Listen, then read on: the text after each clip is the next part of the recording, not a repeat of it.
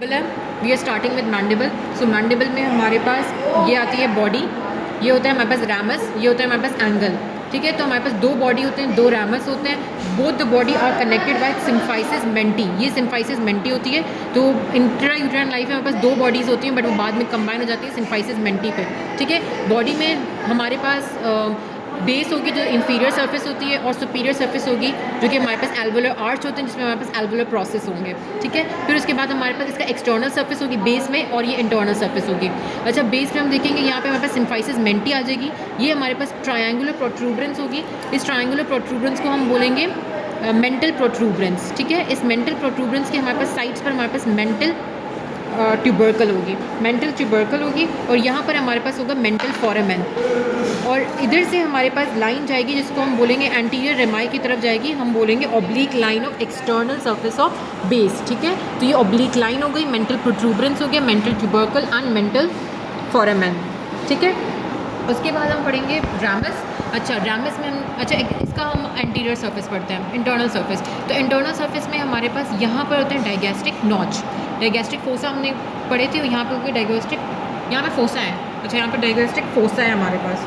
ठीक है, यहाँ पे हमारे पास डाइगैस्ट्रिक फोसा है, यहाँ पर हमारे पास प्रोट्रूबरेंस आएगी, और यहाँ पे हमारे पास सिम्फाइसिस मेंटी आएगा, और यहाँ पर हमारे पास दो ऊपर और दो नीचे हमारे पास सुपीरियर इंफीरियर मेंटल स्पाइंस होंगे। उनको हम बोलते हैं जीनो ट्यूबरकल्स भी बोलते हैं। सो ये जीनो ट्यूबरकल्स जो सुपीरियर होंगे उस पर हमारे पास जीनो ग्लॉसिस, और जो इंफीरियर होंगे उस पर हमारे पास जीनो हायोइड मसल्स अटैच होंगे। ठीक है, उसके बाद हम लोगों ने यहाँ पे पढ़ी, अच्छा यहाँ पर हमने पढ़ी मायो हायोइड लाइन।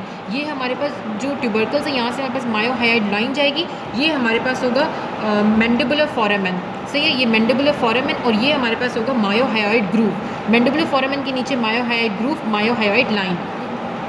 हाँ, ये जो मैंडिबुलर फोरामेन है, मैंडिबुलर फोरामेन, इसके जो बाहर की तरफ एक बोनी प्रोजेक्शन होती है, उसको हम लिंग्यूला बोलते हैं, और ये हमारे पास ओपन होती है आगे की तरफ मेंटल फोरामेन में। मेंटल फोरामेन में ओपन होगी, और हमारे पास मैंडिबुलर कैनाल बनेंगी। इससे हमारे पास मैंडिबुलर नर्व की ब्रांच होती है, इंफीरियर एल्वुलर नर्व, वो पास होगी, और यहाँ पर हमारे पास ओपन होगी एज मेंटल नर्व। ठीक है, और वेसल्स भी पास होंगे।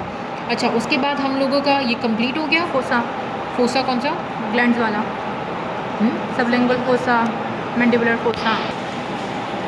अच्छा, ये जो मायो हायोइड लाइन है, ये हमारे पास डिवाइड करती है इंटरनल सरफेस को into sublingual and submandibular fossa. Sublingual fossa मतलब सबलिंगुअल सैलिवरी ग्लैंड्स लाई करेंगे, और यहाँ पर सबमैंडिबुलर सैलिवरी ग्लैंड्स लाई करेंगे। ठीक है, अब हम आते हैं रैमस पे।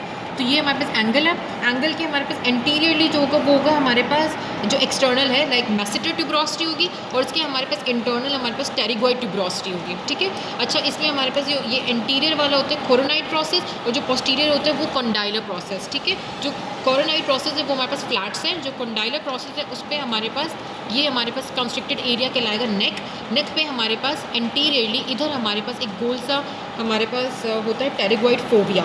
ठीक है, तो टेरिगोइड फोविया हमारे पास प्रेजेंट है on the anterior of condylar process. उस बस नॉच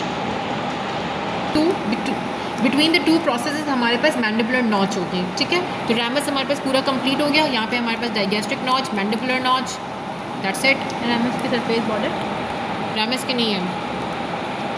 अच्छा, उसके अलावा बस यहाँ पे हमारे पास वंडर्स होते हैं ना, ये फोर हमारे पास इंसाइजर्स होते हैं। तो below the incisors we have incisor fossa, but ये हमारे पास नॉर्मल बेजालिस में ज़्यादा एविडेंट होता है। That's it.